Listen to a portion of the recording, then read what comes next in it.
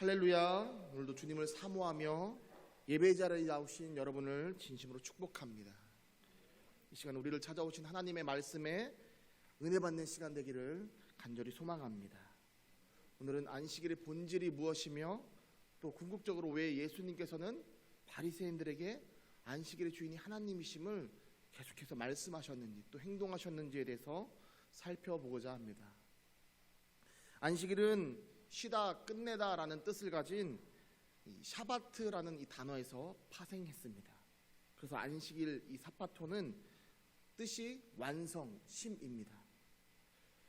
이 안식이란 단어가 성경에 처음 등장하는 것은 창세기 2장 2절 말씀인데요.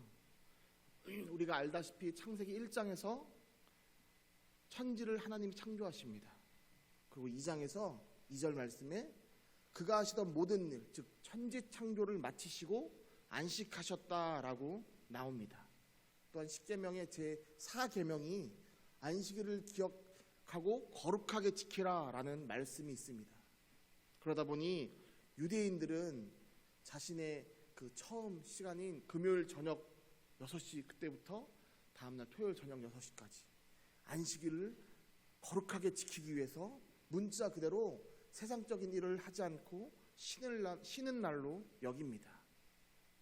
그러나 시편 기자는 하나님을 이렇게 묘사합니다. 우리 시편 121편 4절 말씀을 함께 읽겠습니다.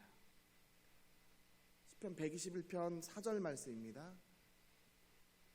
이스라엘을 지키시는 이는 졸지도 아니하시고 주무시지도 아니하시리로다. 아멘. 왜 시편 기자는 하나님을 안식과는 좀 상충된 졸지도 아니하시고 주무시지도 아니하시는 분이라고 표현했을까요? 당시 고대 근동의 사람들은 평상시 자신들이 믿는 신들이 때론 인간처럼 졸기도 하고 자기도 한다라고 믿었습니다. 그러다가 자신들이 위기에 빠지거나 아니면 도움이 필요할 때 그들만의 제사의식을 통해서 신을 깨워야 한다라고 생각했습니다. 그래서 심지어는 자신의 몸을 상하게 하거나 때론 자기의 자녀들 또는 자기의 종들을 죽인 후에 불살라서 태워서 제사를 지내는 그런 제약도 범하기도 했습니다. 우리가 잘 아는 엘리야 그 선지자가 바알과 그 아세라 선지자들과 850대 1로 싸울 때 그 모습이 이대로 투영이 됩니다. 바알과 아세라를 섬기는 이 850명과 엘리야가 싸울 때 엘리야가 너네가 먼저 너네가 믿는 신을 불러봐라 라고 이렇게 말합니다. 그들이 처음에는 부르짖다가 재단을 쌓고 부르짖다가 아무런 응답이 없자 그들이 하는 게 자신의 몸을 칼로 치고 자신의 몸을 상하게 하는 것이었습니다. 그때 엘리야가 그들을 이렇게 조롱합니다. 열왕기상 18장 27절 말씀을 함께 읽겠습니다. 정오에 이르러는 엘리야가 그들을 조롱하여 이르되 큰 소리로 부르라. 그는 신인즉 묵상하고 있는지 혹은 그가 잠깐 나갔는지 혹은 그가 길을 행하는지 혹은 그가 잠이 들어서 깨어야 할 것인지 하매. 아멘. 엘리야가 이렇게 말한 것은 당시 그들의 문화가 이런 문화 속에 있었기 때문입니다. 하지만 엘리야는 하나님을 향한 참된 믿음을 갖고 있던 사람입니다. 엘리야는 하나님이 졸지도 아니하시고 주무시지도 아니하시면서 항상 자신과 함께 하시는 하나님임을 믿는 사람이었습니다. 그러나 하나님을 알지 못하는 사람들, 그들은 인간의 모습에 비추어서 신을 바라봅니다. 특히 예수님 당시 형식적인 율법주의에 매몰되었던 이 바리새인들도 하나님을 이렇게 왜곡해서 바라보게 됩니다. 그래서 이 바리새인의 경우에는 안식일이라는 것을 모두 죄라고 여깁니다. 안식일에 금지된 39가지 행동이 있는데 그 중에 세 번째가 바로 수학입니다. 수학입니다. 그런데 이 바리새인들이 그냥 막무가내로 주장한 것이 아니라 그들에게도 나름 분명한 이유가 있었습니다. 우리 출애굽기 34장 21절 말씀을 함께 보겠습니다. 너는 엿새 동안이라고 일곱째 날에는 쉴지니 밭갈 때나 거둘 때에도 쉴지며. 아멘. 여러분, 우리가 방금 말씀을 보았지만 이 말씀에는 쉴 때는 쉬는데 밭갈 때나 또 거둘 때에도 쉬어라 라고 분명히 나오고 있습니다.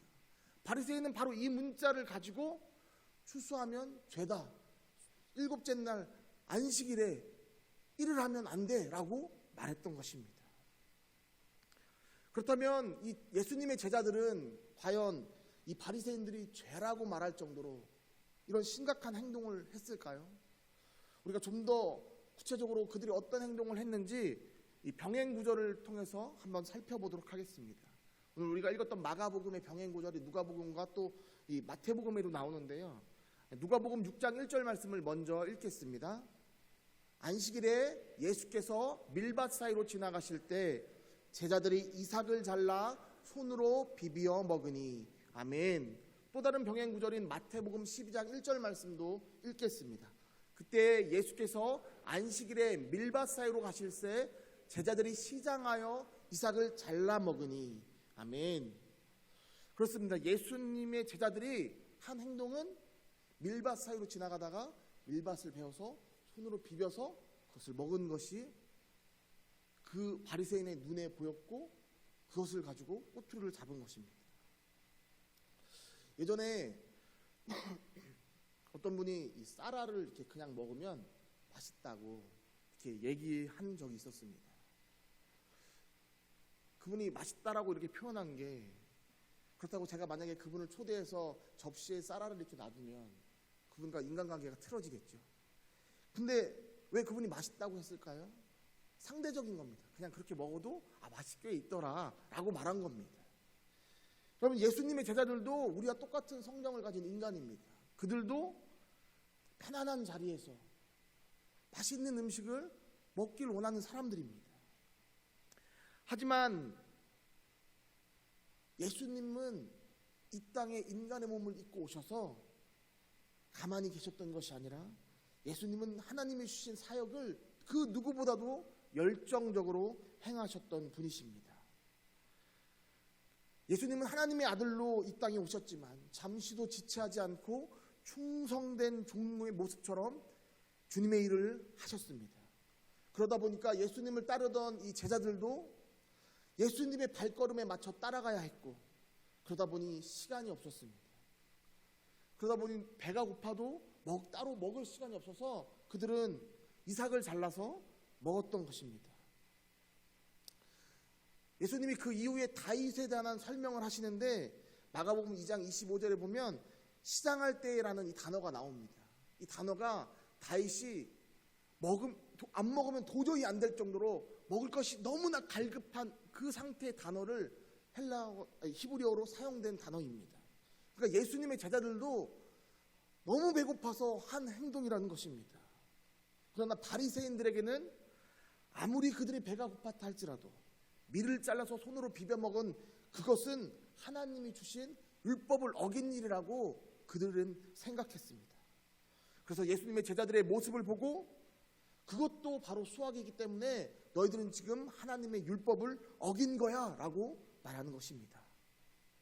오늘날 우리가 듣기에도 바리새인의 주장이 너무 좀 말이 안 된다라고 생각할 수 있지만 당시 바리새인들은 율법의 전문가였습니다. 그들이 맞다고 주장하면 그것이 맞는 것입니다.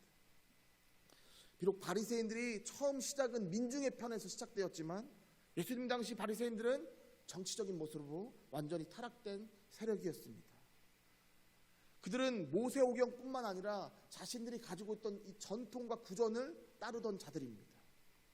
그러다 보니 어느덧 하나님이 주신 이 율법의 본질보다 율법의 행위를 더 중요시하는 자들이 되었습니다.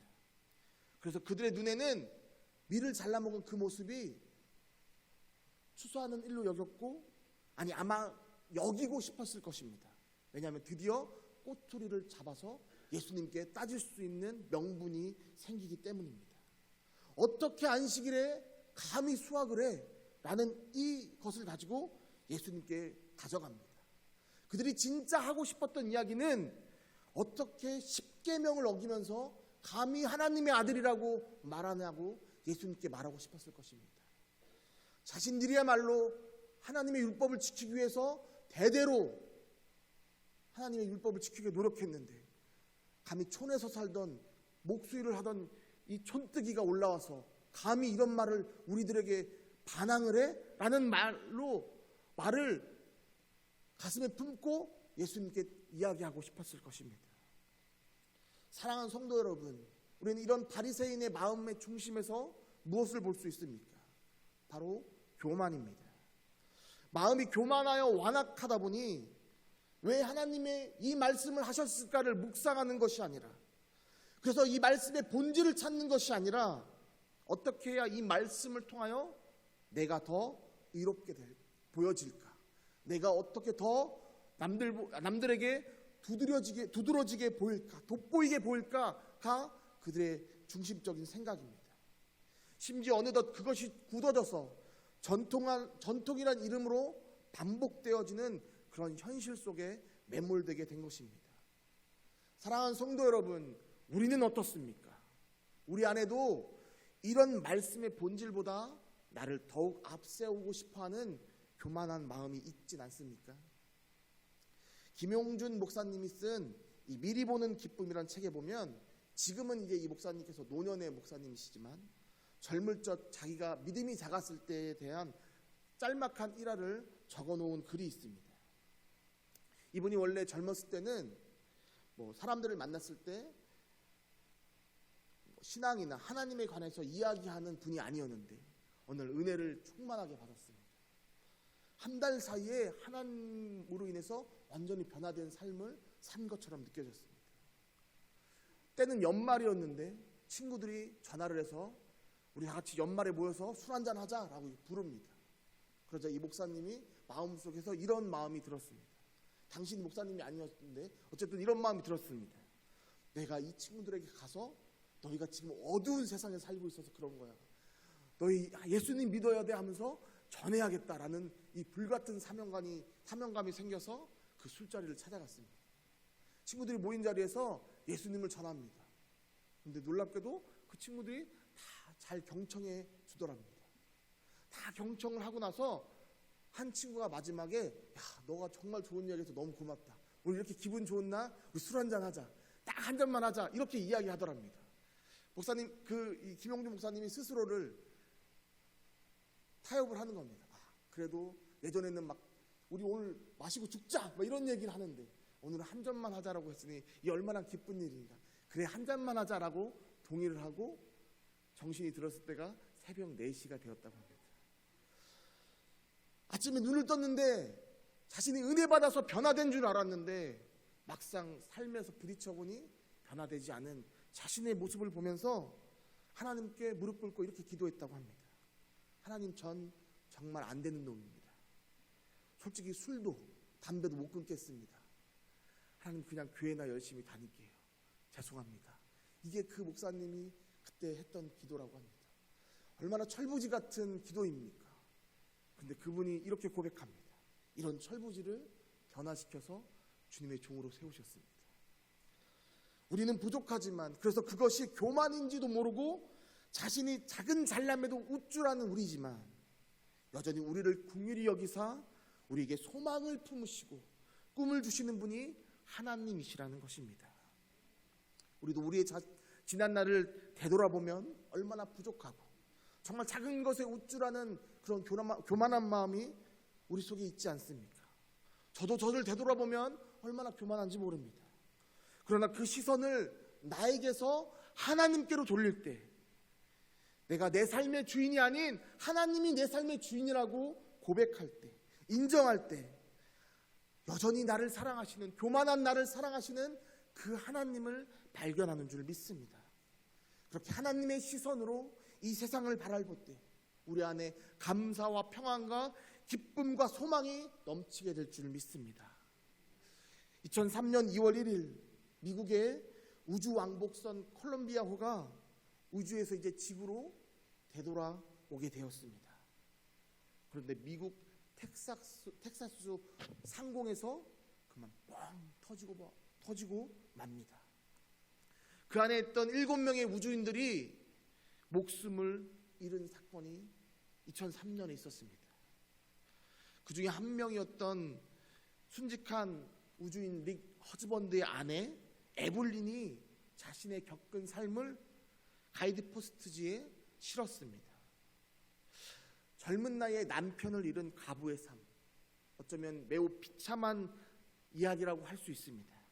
그러나 그 삶이 자신의 시선에서 하나님의 시선으로 바뀌었을 때 어떻게 바뀌었는지 너무 잘 나타내고 있어서 여러분과 함께 나누고자 가져왔습니다. 내용은 이렇습니다.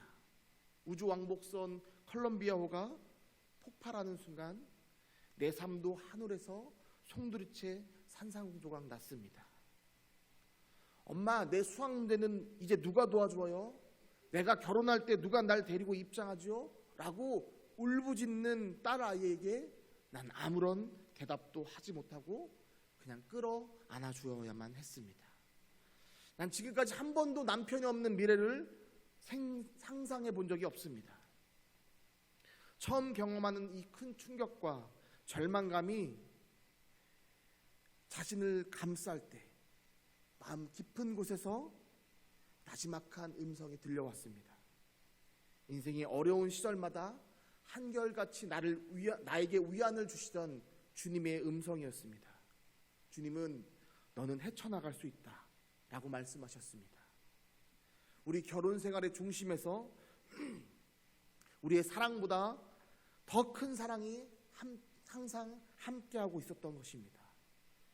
나는 바로 그 더 큰 사랑, 그 조건 없는 사랑을 언제나 의지하며 살아왔던 것을 다시 한번 상기할 수 있었습니다. 그 사랑은 내가 울부짖는 그 순간에도 여전히 나와 함께하고 있었습니다. 그동안 그분의 사랑이 내 남편과 나를 그리고 나의 예쁜 이 두 아이를 묶어주었었습니다. 그분이 함께 하신다면 우리는 여전히 하나님의 사랑 안에서 그 사랑을 누리며 살아가게 될 것입니다. 왜냐하면 그분의 사랑은 끝이 없기 때문입니다. 사랑하는 성도 여러분, 우리는 언제나 우리의 시선이 아닌, 나의 시선이 아닌 하나님의 시선으로 나의 삶과 또 우리 이웃의 삶을 바라봐야 할 줄 믿습니다. 요즘도 계속 리모델링을 하고 있는데 저 나름대로 작업하면서 틈틈이 하나님의 시선으로 보려고 노력하고 있습니다. 리모델링을 돕다 보면 종종 저에게 이렇게 질문하시는 성도님들이 계십니다. 목사님, 살 빠지셨어요? 라고 묻는 분들이 계십니다. 하지만 아쉽게도 크게 변화가 없습니다. 분명히 열심히 하는데 왜 안 빠질까? 라고 생각해 봤었는데 매일마다 담임 목사님께서 맛있는 점심을 사주시고 일하는 중간에 성도님들이 오셔서 간식을 제공해 주십니다. 분명히 몸이 힘들어서 일을 마쳤는데 배가 부른 애매한 상황이 매일 펼쳐집니다. 근데 사실 여러분, 이 눈에 보이는 것은 간식이지만 여러분, 이 안에 진정한 본질은 관심과 사랑이지 않습니까? 제가 뒤에서 주일 낮에 있고 아니면 또 수요예배 때 방송실에 있고 뭐 이럴 때 나와서 대표로 기도하시는 분들의 기도를 듣습니다. 시간마다 담임 목사님과 또 저를 위해서 이렇게 기도하시는 성도님들의 모습을 보면서 이제 하나님께 이렇게 마음으로 기도합니다. 하나님, 담임 목사님이야 메인으로 모든 일을 다 직접 하시지만 저는 성도님들과 함께 옆에서 같이 일명 시다 역할을 하고 있는데 부목사라는 이름, 그것 때문에 저만 저렇게 축복을 받습니다. 이름도 빛도 없이 헌신하시는 우리 성도님들을 하나님이 축복해 주시기 바랍니다. 제가 제 자랑을 하려고 하는 것이 아니라 제가 아까 앞서 말씀드린 저의 시선이 아니라 하나님의 시선으로 보려고 노력할 때 하나님이 저에게 이런 마음을 주십니다.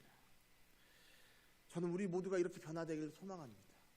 매일매일 우리의 시선, 나 자신만의 시선이 아니라 하나님의 시선으로 이 삶을 바라보기를 소망합니다. 다시 본문으로 돌아와서 예수님께서 율법주의 이 중심에 빠져있는 이 바리새인들에게 그들의 질문을 하셨을 때 왜 안식일에 이삭을 배웠느냐는 그 질문에 오히려 그들이 존경하고 좋아하는 다윗 왕의 이야기를 통해서 그들에게 재질문을 하십니다. 우리 함께 25절 26절 말씀을 함께 읽겠습니다. 예수께서 이르시되 다윗이 자기와 및 함께한 자들이 먹을 것이 없이 시장할 때에 한 일을 잃지 못하였느냐. 그가 아비아달 대제사장 때에 하나님의 전에 들어가서 제사장 외에는 먹어서는 안 되는 진설병을 먹고 함께한 자들에게도 주지 아니하였느냐. 아멘. 다윗 왕은 유대인들에게 가장 이상적인 왕으로 꼽히는 왕입니다. 그런 그도 어려운 때가 있었습니다. 특히 자신의 장인인 사울 왕에게 쫓길 때 그는 아마 인생에서 매우 힘든 시간을 보내고 있었을 것입니다. 이 다윗이 사울 왕을 피해서 노비라는 곳에 갔을 때 그는 제사장 아히멜렉을 찾아갑니다. 오늘 등장하는 인물은 아비아달은 그의 아들의 이름입니다. 이 아히멜렉을 찾아가서 그에게 먹을 것을 달라고 부탁합니다. 그때 이 제사장이 거룩한 떡이라 불렸던 이 진설병을, 제사장들만 먹을 수 있던 이 떡 진설병을 주고 다윗이 그것을 먹고 힘을 냅니다. 또 그와 함께한 자들에게 이 떡을 줍니다. 여러분, 이 말씀의 이 본질은 다윗도 너희들 말대로 하면 죄인에 불과하다라는 것입니다.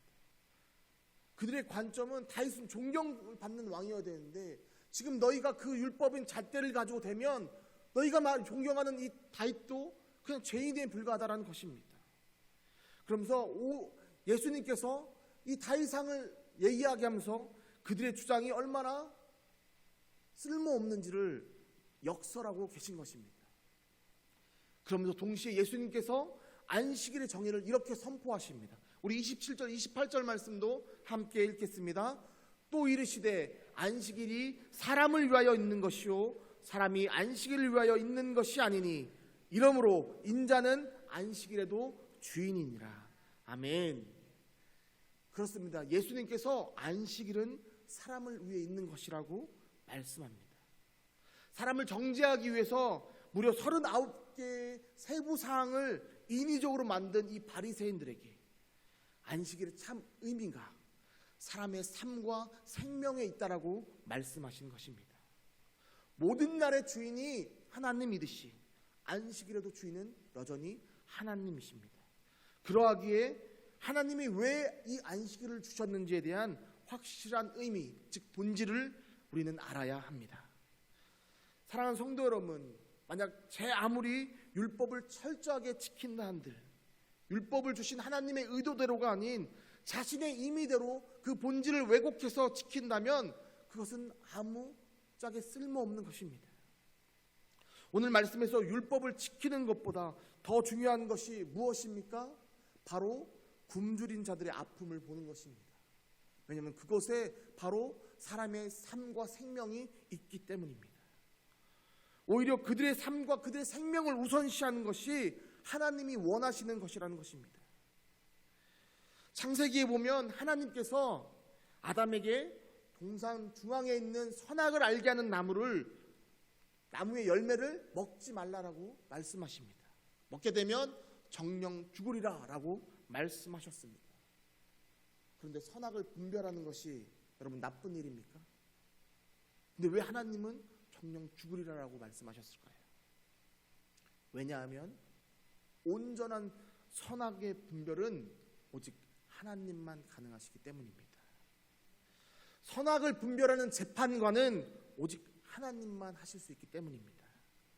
그래서 하나님께서는 인간으로 하여금 판단하거나 비난하거나 정죄하지 말라라고 계속해서 말씀하시는 것입니다. 만약 우리가 판단하고 비난하고 정죄한다면 그것은 우리가 하나님을 대신하는 그런 엄청난 죄를 저지르는 것이기 때문입니다. 따라서 성경에서는 계속 이 말씀을 강조하는 것입니다. 판단하지 말라, 정죄하지 말라. 그런데 하나님이 주신 율법의 본질을 잊고 율법의 행위에만 매몰되면 우리 또한 지금 우리가 함께 봤던 이 바리새인처럼 현대판 바리새인이 될 수 있습니다. 독사의 자식들이 될 수 있습니다. 사랑하는 성도 여러분, 여러분 눈에 어떠한 잘못들이 보인다면 판단하기 이전에 기도하시길 바랍니다. 하나님의 마음으로 그들을 바라보시길 바랍니다. 그렇다면 왜 하나님이 나를 그것을 보게 하셨는지 분명히 말씀해 주실 줄 믿습니다. 계속 이어지는 이 3장의 말씀에 보면 시간과 공간은 다르지만 또 다른 안식일의 날이 등장합니다. 예수님이 이날 해당에 들어가셨습니다. 왜냐하면 해당은 유대인들에게는 삶의 중심이 되는 터전이 되는 곳이기 때문입니다. 제가 어릴 적 기억나는 설교 중에 교회 중심으로 살아가라 이런 설교가 있었는데 유대인들에게도 대다수는 해당 중심으로 삶을 살아가고 있었습니다. 그런데 바로 그곳에 한쪽 손 마른 사람이 있었습니다. 우리 함께 마가복음 3장 1절 말씀을 우리 세 번역 성경으로 읽겠습니다. 예수께서 다시 회당에 들어가셨다. 그런데 거기에 한쪽 손이 오그라든 사람이 있었다. 아멘. 세 번역 성경에 보면 한쪽 손 마른 사람을 한쪽 손이 오그라든 사람이라고 말합니다. 즉 한쪽 손을 사용하지 못해서 움직이지 못하는 그런 사람입니다. 이름 병행유전인 누가복음 6장 6절에 보면 그 사람의 손이 오른손이었다라고 이렇게 자세히 이야기합니다. 하지만 그 사람은 손은 한쪽을 못 쓸지언정 자신의 생명이 위급한 사람은 아니었습니다. 그래서 바리새인들은 이 사람을 고치시는지 안 고치시는지 주목하여 예수님을 바라봅니다. 만약 고치시면 안식일을 어긴 죄로 예수님을 고발하려고 합니다. 바리새인의 판단에 의하면 율법의 행위로만 따지면 안식일이고 또 생명에 위급한 사람이 아니었기에 고치지 않는 것이 맞습니다. 그러나 예수님의 관점은 다르셨습니다. 여전히 안식일은 사람의 삶과 또 생명을 위한 것으로 예수님은 바라보셨습니다. 그래서 예수님께서 이 손 마른 사람을 콕 집어서 그에게 한 가운데로 나와서 일어나라고 말씀하십니다. 당신은 안식일이었기 때문에 해당에 사람들이 많이 모였습니다. 근데 예수님께서 이 모든 것을 개념치 않으시고 오히려 거기에 모여있는 사람들에게 안식일이 무엇인지 그 본질이 무엇인지를 다시 한번 설명하십니다. 우리 마가복음 3장 4절 말씀을 함께 읽겠습니다. 그들에게 이르시되 안식일에 선을 행하는 것과 악을 행하는 것, 생명을 구하는 것과 죽이는 것 어느 것이 옳으냐 하시니 그들이 잠잠하거늘.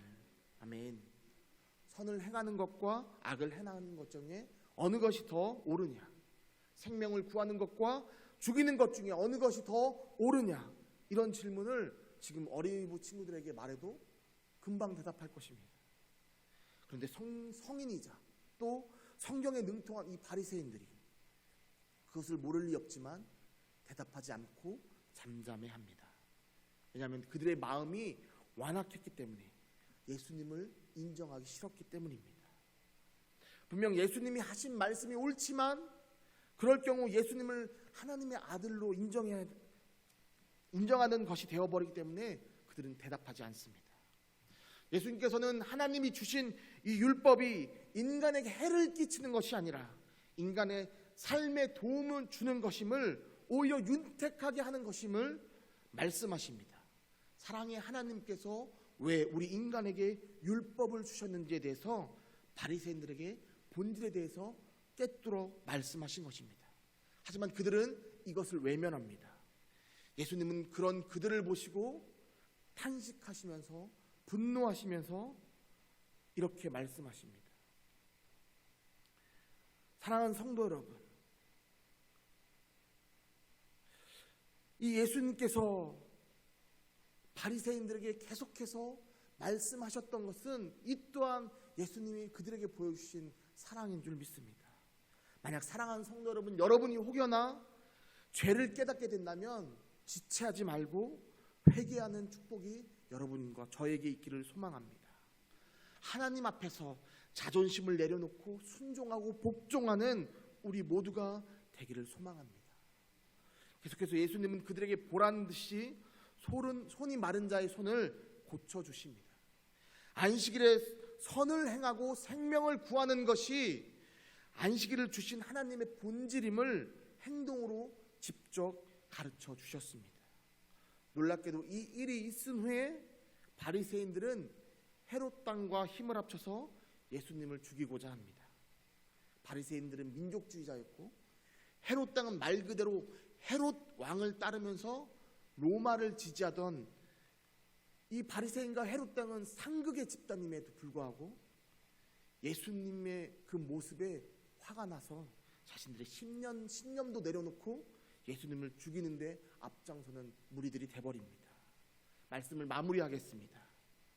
흔히 마태, 마가, 누가, 요한 이 사복음서 외에 내가 복음이 있다라고 말합니다. 내가 믿고 싶은 대로, 내가 보고 싶은 대로 믿는 신앙을 비꼬는 단어입니다.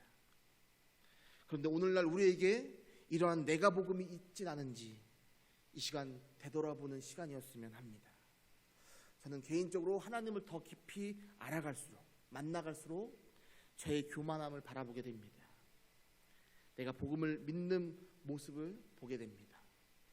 내가 복음을 믿는 이런 모습, 하나님이 아닌 내가 그리는 하나님을 믿는, 내가 만들어낸 마치 우상과 같은 하나님을 믿는 모습을 깨닫게 됩니다. 아마도 모든 믿는 분들이 이런 깨달음 속에서 회개하며 더욱 주님께 나아가는 줄 믿습니다. 오늘 안식일에 관한 말씀도 마찬가지입니다. 하나님께서 우리에게 안식일을 주신 이유는 우리의 삶과 생명을 더욱 살리고 회복시키기 위함이며 하나님의 사랑을 우리에게 가르쳐 주시기 위함인 줄 믿습니다. 그리고 더 나아가 그 사랑을 우리의 이웃에게 전하게 하기 위함인 줄 믿습니다. 사랑하는 금암제일교회 성도 여러분, 하나님의 말씀을, 하나님의 마음을, 그 본질을 깨닫고 그 깨달음에 감사하며 한 주간도 주님이 주시는 평안과 기쁨 속에서 살아가시기를 주님의 이름으로 축원합니다. 하나님의 그 사랑을 마음껏 누리는 저와 여러분이 되기를 주님의 이름으로 간절히 축원합니다. 기도하겠습니다.